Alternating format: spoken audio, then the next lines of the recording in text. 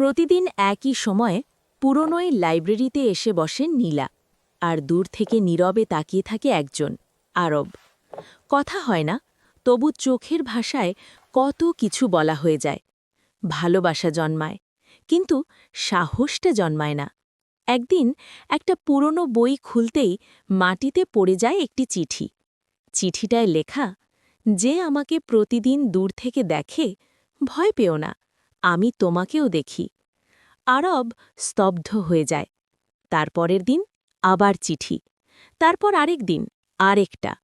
চিঠিগুলোতে লেখা নীলার জীবনের কথা, তার কষ্ট, তার একাকিত্ব, তার না বলা কান্না, যা সে কাউকেই কখনো বলেনি। ধীরে ধীরে কথা হয়, হাসি আসে, আর চিঠির রহস্যের ভেতর দিয়েই জন্ম নেয় ভালোবাসা। একদিন আরব জিজ্ঞেস করে, তুমি আমাকে এতদিন গোপনে দেখলে কিভাবে? নীলা হালকা হেসে বলে, কারণ আমি তোমার পাশেই বসেছিলাম। কথাটা শুনে যেন বুকের ভেতর আলো জ্বলে ওঠে। কিন্তু হঠাৎ চোখ পড়ে লাইব্রেরির সিসিটিভি মনিটরে।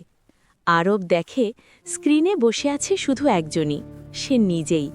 আর চিঠিগুলোর হাতের লেখা ঠিক তার নিজের মতোই। হার্টবিট থেমে যায়। তাহলে প্রশ্ন একটাই, চিঠিগুলো লিখেছিল কে? নীলা, নাকি আরব নিজেই? চিঠির শেষে নামটা কার?